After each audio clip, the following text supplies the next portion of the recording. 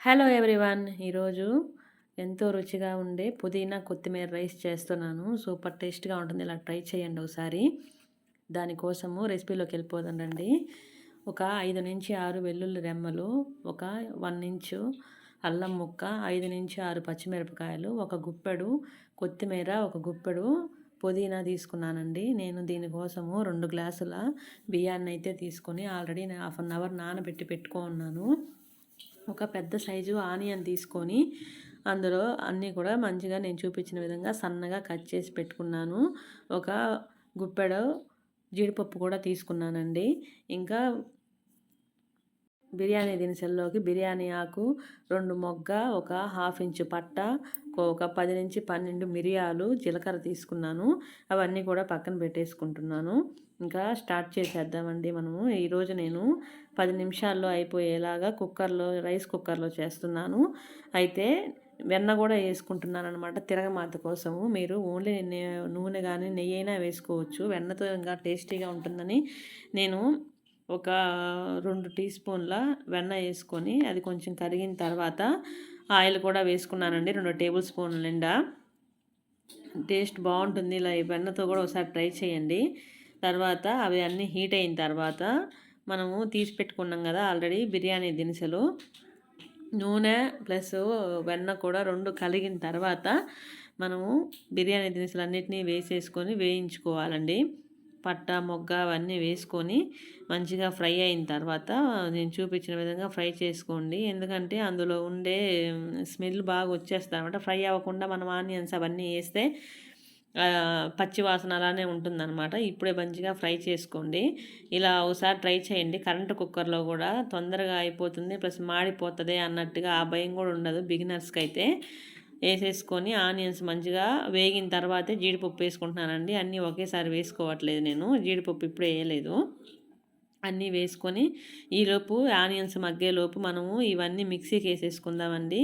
Already చూపించాను కదా, గుప్పెడు కొత్తిమీర, గుప్పెడు పుదీనా, ఇవి 5-6 పచ్చిమిరపకాయలు, 1 ఇంచు అల్లము, 2 లవంగాలు, చెక్క, అల్లం ముక్క,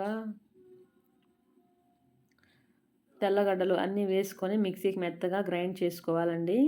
అది గ్రైండ్ చేసుకున్న తర్వాత ఈలోపు మన ఆనియన్స్ కూడా వేగిపోయాయి. ఇప్పుడు మనం ఆల్రెడీ పెట్టుకున్నాం కదా, పక్కన పెట్టుకున్నాం కదా జీడిపప్పు, అవి కూడా వేసుకొని కొంచెం ఫ్రై అయిన తర్వాత మనం ఏ పేస్ట్ చేసుకున్నాం కదా ఆ పేస్ట్ అందులో వేసేసుకోవాలి. వేసుకొని పచ్చి వాసన పోయేంత వరకు అదంతా కూడా బాగా ఫ్రై చేసుకోవాలండి. నూనె పైకి తేలేంత వరకు కూడా ఫ్రై చేసుకుంటే రైస్ అనేది టేస్ట్ ఉంటుందన్నమాట. పచ్చి వాసన రాకుండా, ఆకు వేస్తున్నాం కదా మనము, ఆకు వాసన అట్లా రాకుండా ఫ్లేవర్ అనేది బాగుంటుంది మనకి.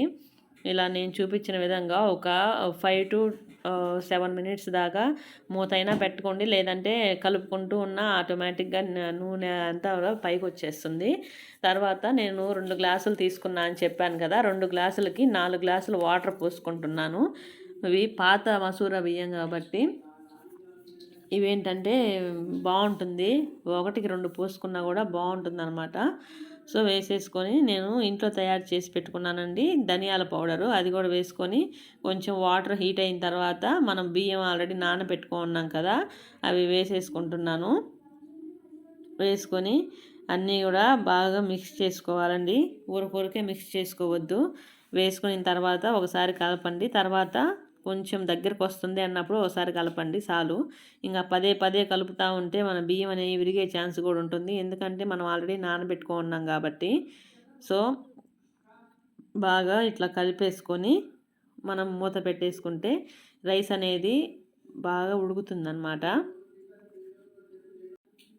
నేను ఇక్కడ బాస్మతి బియ్యం తీసుకున్నాను. సోనా మసూర బియ్యం కానీ, నార్మల్ బియ్యం కానీ, నూకలు లేకుండా ఏ బియ్యం తీసుకున్నా కూడా రైస్ బాగుంటుంది పొడి పొడిలాడుతూ.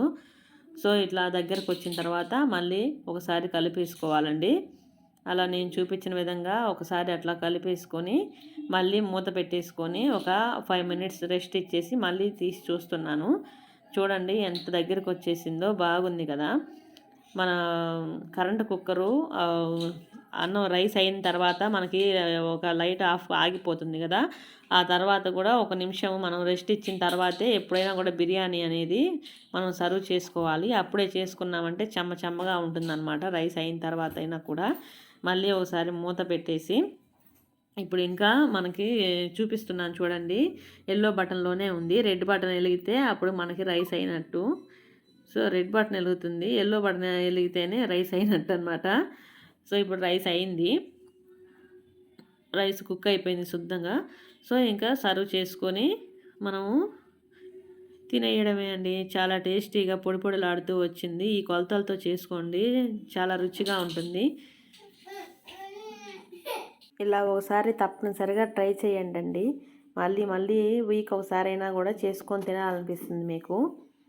Please subscribe friends. మన ఛానల్ని సపోర్ట్ చేస్తారని అనుకుంటున్నాను. Thank you for watching.